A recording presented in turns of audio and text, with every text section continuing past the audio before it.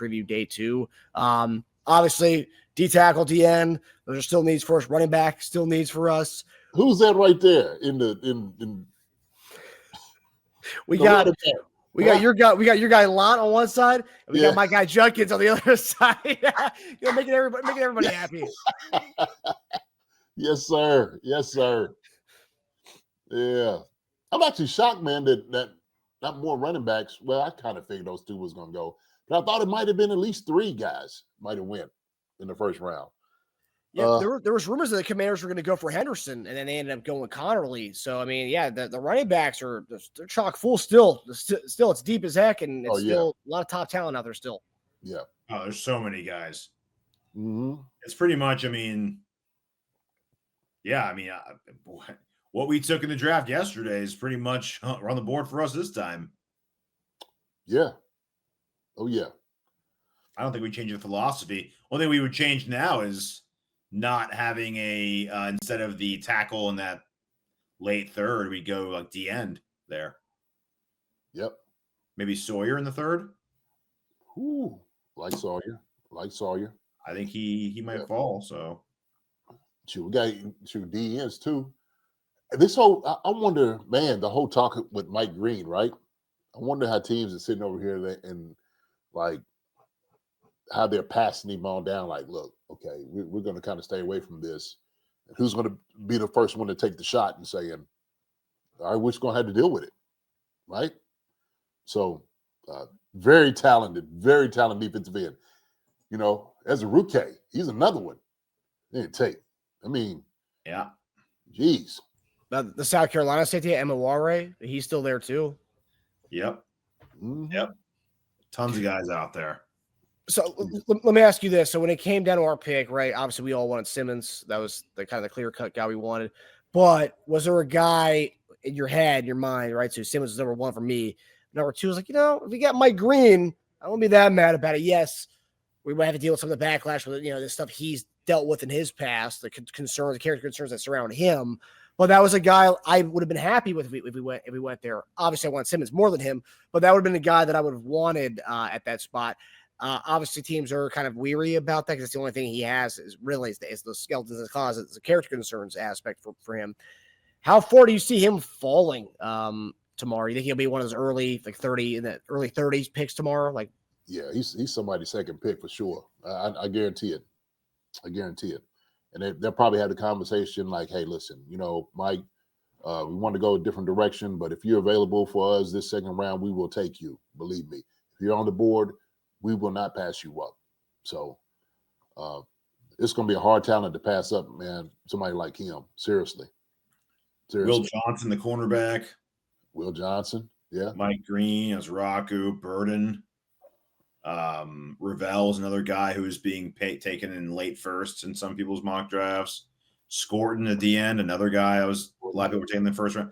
There's a lot of guys out there, which is great too, because most are positions that I would love. A lot of D tackles, a lot of DNs. Oh yeah.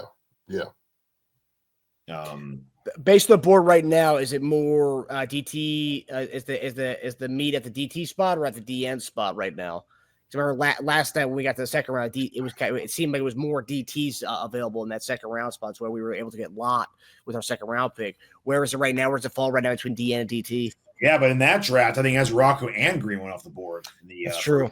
So yeah, that's true. And maybe even Scorton. So that's 3 at one point first rounders who are now in the second round. Mm-hmm. I don't think those guys are going to make it to us, but they could push someone maybe like a Landon Jackson to make it to us now, right? And push other guys down a bit who might not have been available for us to begin with. Yeah.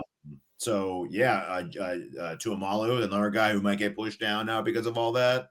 You never know now. Now it's a whole new ball game as far as just pushing it all down. Princely from Ole Miss, another guy.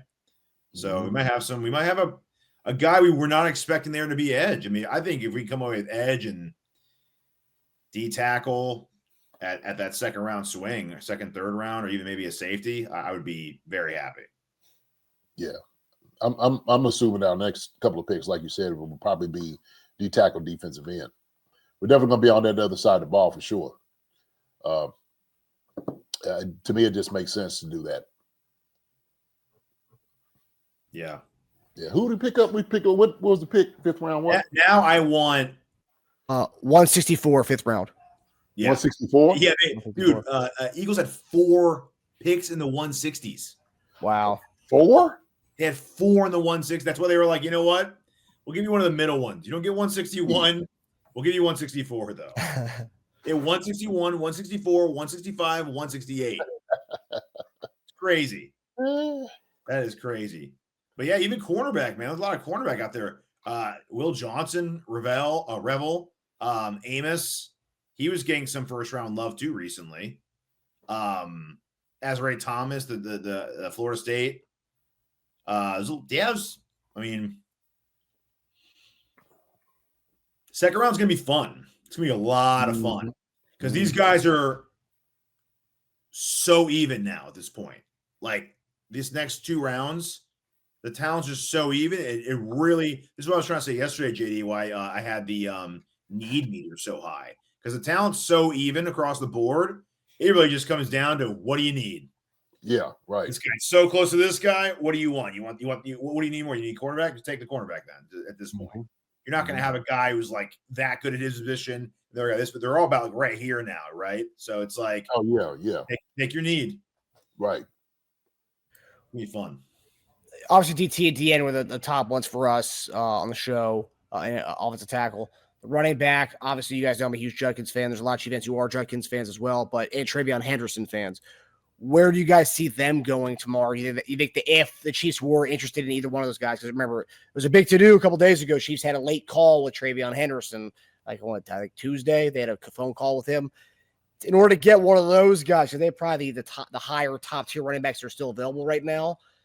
Would that be something they would have to trade up for to get one of those guys at this point? I think Bears take one. I think one of them goes off the board with the Bears because they are rumored to get Genty. And that looks pretty good for them right now. Not going Genty, and now you have Travion, Judkins, pretty much your pick at the next litter of running backs. I can see them doing that. I can see Dallas, another team that was also rumored to go running back. They pick at 44. Totally see them doing that. Who else could do that? Cleveland could. Denver was another team that was rumored to go running back. Denver was, yeah. They could go running back there. They're picking 51. If one of those guys falls to there, they could definitely do that. Who else? Shoot, there's a lot of teams that needs a running back. Yeah, there's more than I thought. Yeah. You can even make an argument for the Bills, considering James Cooks wants $20 million a year. They might be like, although Ray Davis looked really good last year. I was a big Ray Davis fan. But still, you never know. If they love a guy, they love him. Commanders, another team that had some running back hype going in late into the process. They pick at 61 right before us. So, yeah, it's I'm looking at a mock that was made 20 minutes ago, and they have Alfred Collins. They have Scorton getting to us, though. We don't pick him. Dude, if Scorton gets to 63, dude, that is – we run to the podium for that. Yeah, because Score was a guy who was I saw some mocks had us getting him in the first round. Dude, 63, we run to the podium for that. That is – you let Philadelphia get him, you got problems, dude. Because they had Philly taking him at 64. And what Scorton was, let me see, because he was the transfer from Purdue. Yeah.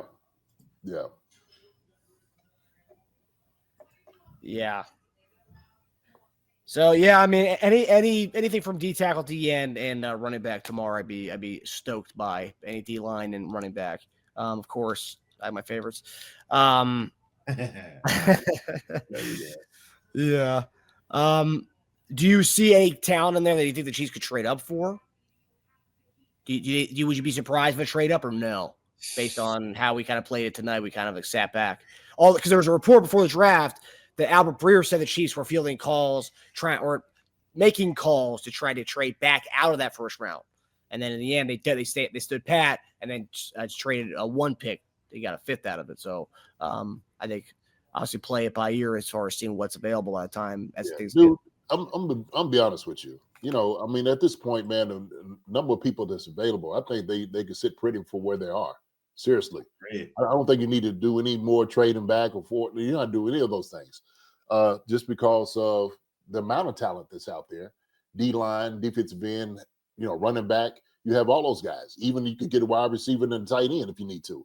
I think you could, at this moment, you can start stacking, guys and talent where you need them now. You really can. You got exactly what you wanted, okay? You make number one priority. That's off the board. Cool. Now at this moment, okay, Spags come in. I want this guy. I want that guy. He's going to work with what we need to do, right? And the other guys will say, hey, look, shoot, can we use this guy here? Yeah, coach, let's go ahead and get him. If he's available, we'll go ahead and take him. But as far as like all the trades moving back and forth, I mean, I'm sure those guys will start working in there, man. To me, I just, shoot, I think we're in a really good position. Enrique said it, not a lot of teams are built like the Chiefs and can make it back to the Super Bowl year after year. It's so hard, especially having the Super Bowl hangover. We're built different. And I think a lot of that is just our consistency with the guys that we have. A lot of that goes into the coaches that we have here, that they can develop a lot of guys and anybody. So once you come into the system, they help you understand this is what's required of you, especially playing here with the Chiefs. So it ain't like we got to go get, move to get this guy right here, man. Should we right here. We the top teams anyway. Now, the guys that just got picked, there are some teams that got better tonight. No question about it, okay? A lot of teams. But I still say they are still chasing us, right? Philly was up there. Well, we know Philly, what they do? Go get some more defense. Philly's believing defense is going to win championships. That's how they feel about it, right? They got the weapons on offense that they need, but defensively, they feel like they're formidable with anybody, and we're just going to hit you in the mouth, okay? So I think the Chiefs will probably adopt that same attitude and saying, we need to go get a couple of guys. Let's go do that too. And so I think that's what we're gonna do, Marcus. I think we're gonna move that way. But as far as moving up and back, man, shoot, who knows? Hell, I'm just happy right now. We just got Josh Simmons. To be honest with you, Yeah, that's true. It's all about their board, really. I mean, if there's a guy that's slipping to a place where you don't have to give up a lot to move up, and he was a first round on your board, then yeah, you go for it. Like let's just say, for instance, let's say Scorton was a borderline first round grade for them, and he's at like 55. Yeah, you trade up to 55 and you move back somewhere else, go from 95 to like 118, or you just kind of move around without. I don't want to give up picks, but swap. We see a lot more of that lately too, by the way. Less giving up picks, more kind of moving back, moving up, moving back, swapping here and there. So it really just matters what their board is. But there is a lot of talent out there. So you could probably count, 31 players that we love to have. The other mock draft I was just made 20 minutes ago, Jalen Knoll, 63. Okay, I mean that's fun. Yeah, for sure. I mean, yeah. I wouldn't mind it. Did Judkins get to our picker now? I mean, it's we call it Simmons all season. I mean, I've been talking about Judkins all season. You're an addict, man. You need help. Let's have him. A 47 in one of them. And for your sake, Marcus, I hope he goes early just to put you out of your misery. I'd actually love that. It's better him to go like 38 or something for you. Because if he gets to our pick and we don't draft, I will lose my 44 in the other one. Okay, so yeah, they don't see that happening. Yeah. Arizona Cardinals. Weird. Well, I'm just saying, man, from what it looks like as far as the consensus here in the chat and whatnot, I think everybody's happy with the pick that they got, that we got with the Chiefs. I think everybody understood the assignment. I think everybody knew that. Like you said, if we were just happy with one particular guy because we fell in love with him, I think somebody was sitting there saying KU guys and Mizzou guys, and everybody was happy. Hey, man, we need to go ahead and get what we need. I get the hometown guys, the guys that we like, and that's a great story. It's good to have somebody from hometown that understands, has it, the whole tradition and grown up with that.